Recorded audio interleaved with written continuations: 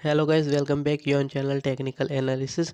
हमारे एक और नए वीडियो में आपका बहुत बहुत स्वागत है गाइस। आज हम इस वीडियो में सीखेंगे कि एलिगेटर इंडिकेटर होता है वो किस तरह से काम करते हैं और अपने ट्रेडिंग में किस तरह से वो मदद कर सकते हैं। तो गाइस, इससे पहले अभी तक आपने हमारे चैनल को सब्सक्राइब नहीं किया तो चैनल को सब्सक्राइब कर दीजिए और बेल आइकन को भी प्रेस कर दीजिए।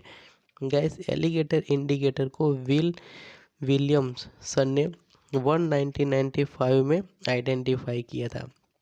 उन्होंने इसके अलावा भी काफ़ी सारे इंडिकेटर्स हैं जो कि उन्होंने आइडेंटिफाई किया था। अपनी रिसर्च में उन्होंने देखा कि ये जो मार्केट है वो 20 से 30% टाइम में ही एक्टिव रहती है, यानी कि कुछ ट्रेंड में रहती है, डाउन ट्रेंड या अप ट्रेंड में। बाकी के जो 70 से 80% मार्केट होती है वो साइडवेज होती है या चौपी होती है या फ्लैट होती है। इसके थ्रू उन्होंने एक इंडिकेटर को आइडेंटिफाई किया जिनका नाम है एलिगेटर इंडिकेटर। पहले हम इनका मतलब समझ लेते हैं कि एलिगेटर का हिंदी में मतलब क्या होता है। तो एलिगेटर का हिंदी में मतलब होता है कि मगरमच्छ, यानी कि ये जो एलिगेटर इंडिकेटर है वो मगरमच्छ से कुछ मिलता जुलता इंडिकेटर है। यहाँ पर आप देख पा रहे हो कि ये जो मगरमच्छ है इनकी जो डिज़ाइन, ऊपर की आप डिज़ाइन देखोगे तो पहले होता है जबड़ा। ये एक मजबूत होता है, इनको तोड़ पाना काफ़ी डिफ़िकल्ट होता है।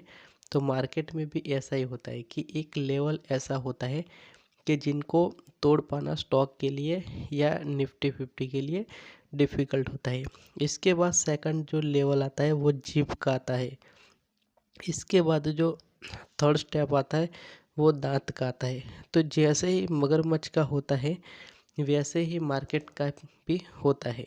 तो गाइस, यहाँ पर हम देख पा रहे हैं कि एलिगेटर इंडिकेटर की कुछ थियरी है, उनको हम सबसे पहले समझ लेते हैं। कि जो सबसे पहले जब जबड़ा हमने देखा जो मगरमच्छ का, वो कुछ नहीं होता, वो 13 दिन की यानी कि 13 डेज़ की मूविंग एवरेज होती है। और हमने जो दांत देखा वो 8 दिन की मूविंग एवरेज होती है। और जो हमने होट्स देखे वो 5 डेज़ की मूविंग एवरेज होती है। इसके थ्रू वो बना हुआ रहता है। इसके बाद हम एलिगेटर इंडिकेटर का उपयोग किस तरह से कर सकते हो।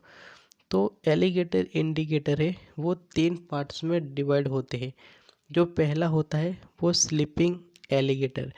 जो स्लीपिंग एलिगेटर इंडिकेटर है वो अभी कोई भी प्रतिक्रिया नहीं कर सकता, यानी कि वो सोया हुआ है। जैसे कि मगरमच्छ को आप देख पा रहे हो कि ज़्यादा टाइम में मगरमच्छ सोया हुआ ही रहता है। तो ऐसे मार्केट में हमें ट्रेड करने के लिए जाना नहीं है। और ऐसे टाइम में हमारी जो मूविंग एवरेज है, यानी कि रेड कलर की लाइन और हरी और नीली रेखाएं वो बिल्कुल पास पास नज़दीक होती है और आपस में एक दूसरे को क्रॉस ओवर करती रहती है। इनको साइडवेज मार्केट भी बोलते हैं या स्लीपिंग इंडिकेटर बोलते हैं। इसके बाद जो सेकंड नंबर का इंडिकेटर है वो जागरूक एलिगेटर। जागरूक एलिगेटर का मतलब होता है कि वो अब जाग गया है, उठ गया है, वो अब कोई प्रतिक्रिया करने के लिए रेडी है। यानी कि उस सिचुएशन में जो रेड कलर की लाइन होती है वो नीली मूविंग एवरेज को दोनों ही एक दिशा में ही ऊपर की ओर बढ़ती है। वैसे ही अगर डाउन ट्रेंड आता है तो वो नीचे की ओर बढ़ती है। तो इस टाइम में वो इंडिकेटर जग गया है, यानी कि अब कुछ करने वाला है। इसके बाद आता है भूखा इंडिकेटर। भूखा एलिगेटर का मतलब होता है कि वो अब शिकार करने के लिए बिल्कुल रेडी है, अपना मुंह खोलेगा शिकार करने के लिए। जैसे मगरमच्छ आप देख पा रहे हो कि शिकार करने के लिए अपना मुंह खोलता है, तो वैसे भी भूखा एलिगेटर इंडिकेटर है वो भी अब मुंह खोलेगा। ऐसी सिचुएशन में हरी रेखा, लाल रेखा ऊपर की ओर मूव करती है और लाल रेखा है वो नीली रेखा के ऊपर होती है, यानी कि एक दूसरे को क्रॉस ओवर करके ऊपर की ओर निकलती है। लेकिन वही सिचुएशन अगर उल्टी हो जाती है, यानी कि ये रेखाएं नीचे की तरफ आनी शुरू हो जाती है, तो यहाँ पे डाउन ट्रेंड होता है।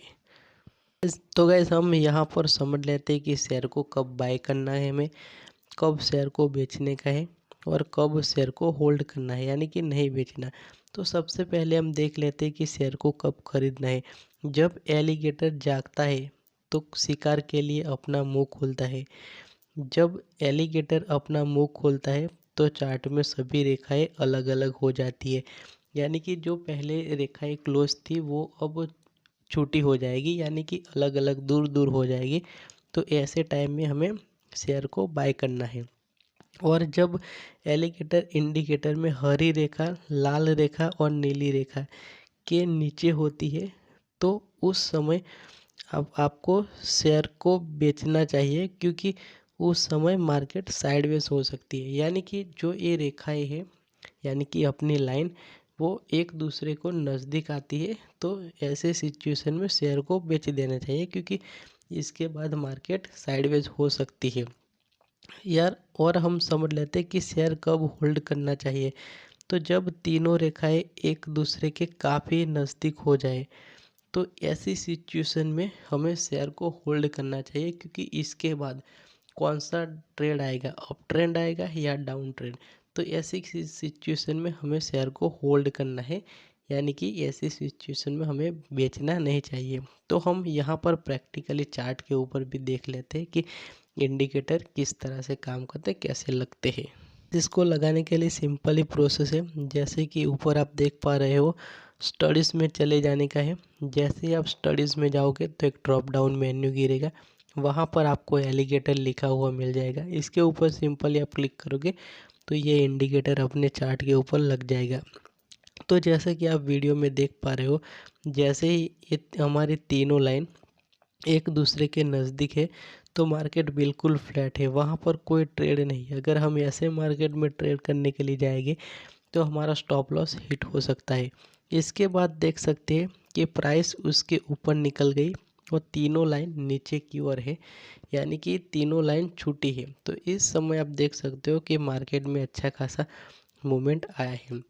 हम एक और सिचुएशन को यहाँ पर समझ लेते कि देख पा रहे हो आप कि ये जो लाइन है तो हमारी तीनों लाइन वहाँ पर एक दूसरे को क्रॉस ओवर करती है, और जहाँ पर क्रॉस ओवर कर रही है वहाँ पर कोई ट्रेंड नहीं, बिल्कुल मार्केट एकदम फ्लैट है। तो ऐसे मार्केट में हमें ट्रेड नहीं लेने का। लेकिन इसके बाद आप देखोगे तो प्राइस जैसे ही ये रेखाओं के ऊपर निकल गई, यानी कि लाइन के ऊपर निकल गई, लाइन नीचे आ गई और तीनों लाइन एक दूसरे के दूर चली गई, तो वहाँ पर आप देख सकते हो कि मार्केट में अच्छी मूवमेंट आई है। तो आप इस तरह से इस इंडिकेटर थ्रू बाय और सेल कर सकते हो। गाइस, आशा करते हैं कि वीडियो पसंद आए होंगे। अगर वीडियो पसंद आए तो लाइक कर दीजिए और चैनल पे नए हो तो चैनल को भी सब्सक्राइब कर दीजिए।